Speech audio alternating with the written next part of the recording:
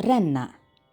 ರತ್ನತ್ರಯರಲ್ಲಿ ಕಡೆಯವನಾದ ರನ್ನ ಪಂಪನಂತೆ ತನ್ನ ಕಾವ್ಯಗಳಲ್ಲಿ ತನ್ನ ವಿಚಾರವನ್ನೆಲ್ಲ ಆಮೂಲಾಗ್ರವಾಗಿ ಹೇಳಿಕೊಂಡಿದ್ದಾನೆ. ಆತನ ಕಾಲ ಕ್ರಿಸ್ತಶಕ 949 1020. ಆತ ಬೆಳುಗಲಿನಾಡಿನ ಮುದವೊಳಲು ಎಂದರೆ ಈಗಿನ ಮುಧೋಳ್ನಲ್ಲಿ ಹುಟ್ಟಿದ. ತಾಯಿ ಅಬ್ಬಲಬ್ಬೆ, ತಂದೆ ಜಿನೇಂದ್ರವಲ್ಲಭರಿಗೆ ಕ್ರಿಸ್ತಶಕ 949 ಸರಿ ಹೋಗುವ ಸೌಮ್ಯ ಸಂವತ್ಸರದಲ್ಲಿ ಜನಿಸಿದ. ದೃಢಬಾಹು, ರೇಚಣ, ಮಾರಯ್ಯ ಎಂಬುವರು ಈತನ ಅಣ್ಣಂದಿರು.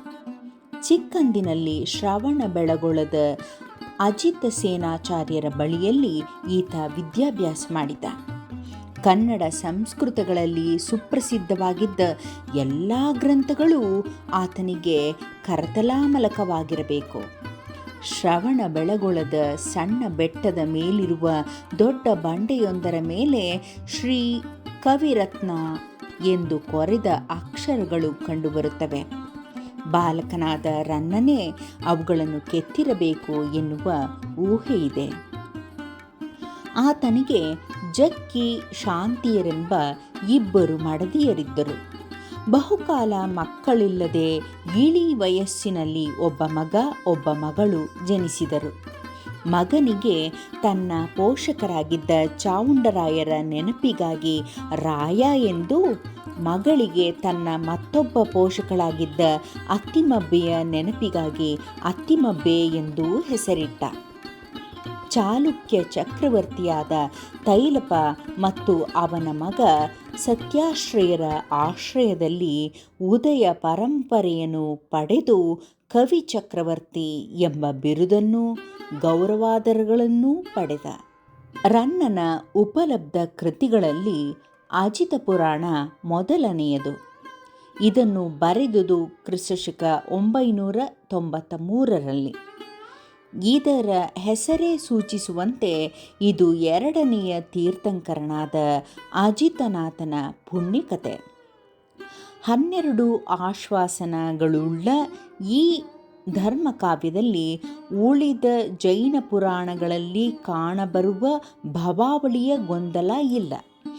ಅಜಿತನ ಪೂರ್ವಜನ್ಮಗಳಲ್ಲಿ ಒಂದರ ಕತೆ ಮಾತ್ರ ಇಲ್ಲಿ ಬಂದಿದೆ.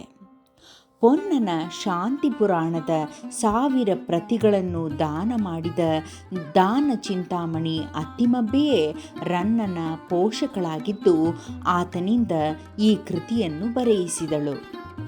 ಕವಿಯು ತನ್ನ ಈ ಪುರಾಣ ಕಾವ್ಯದಲ್ಲಿ ಅತ್ತಿಮಬ್ಬೆಯ ಇತಿಹಾಸವನ್ನೆಲ್ಲ ವಿಸ್ತಾರವಾಗಿ ಕೊಟ್ಟು ಆಕೆಯ ದಾನ ಗುಣಗಳನ್ನು ಹಾಡಿ ಹೊಗಳಿ ಅವಳನ್ನು ಅಜರಾಮರಳಾಗಿ ಮಾಡಿದ್ದಾನೆ. ರನ್ನನ ಕೃತಿ ರತ್ನವೆಂದು ಕರೆಯಲ್ಪಡುವ ಗದಾಯುದ್ಧ ಕಾವ್ಯವು ಪಂಪ ಭಾರತದ ಅನುಕರಣೆಯಂತೆಯೇ ಇದೆ ಎನ್ನಲಾಗಿದೆ. ಪಂಪನದು ವಿಕ್ರಮಾರ್ಜುನ ವಿಜಯವಾದರೆ ಇದು ಸಾಹಸ ಭೀಮ ವಿಜಯ. ಅಲ್ಲಿ ಕಥಾನಾಯಕನಾದ ಅರ್ಜುನನನ್ನು ಅರಿಕೇಸರಿಯೊಡನೆ ಸಮೀಕರಿಸಿದರೆ ಇಲ್ಲಿ ಭೀಮನನ್ನು ಸತ್ಯಾಶ್ರಯನೊಡನೆ ಸಮೀಕರಿಸಲಾಗಿದೆ. ಅಲ್ಲಿ ಅರ್ಜುನನಿಗೆ ಪಟ್ಟಾಭಿಷೇಕವಾದರೆ ಇಲ್ಲಿ ಭೀಮನಿಗೆ ಪಟ್ಟಾಭಿಷೇಕವಾಗುತ್ತದೆ. ಅಂತೆಯೇ ಅಲ್ಲಿ ಅರಿಕೇಸರಿಯ ಇತಿಹಾಸವಿದ್ದರೆ ಇಲ್ಲಿ ಸತ್ಯಾಶ್ರಯನ ಇತಿಹಾಸವಿದೆ. ಗದಾಯುದ್ಧದ ತಿರುಳು ಗದಾ ಮತ್ತು ಸೌಪ್ತಿಕ ಪರ್ವದ ತಿರುಳಾದರೂ ಸಿಂಹಾವಲೋಕನ ಕ್ರಮದಿಂದ ನೋಡಿದಾಗ ಇಡೀ ಭಾರತದ ಕಥೆಯೆಲ್ಲವೂ ಇಲ್ಲಿ ಕಂಡುಬರುತ್ತದೆ.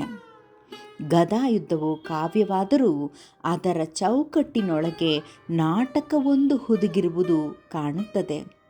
ಈ ನಾಟಕೀಯತೆಯಲ್ಲಿ ನಿಶ್ಚಯವಾಗಿ ಅಗ್ರಸ್ಥಾನ ರನ್ನನಿಗೇ ಸಲ್ಲಬೇಕು.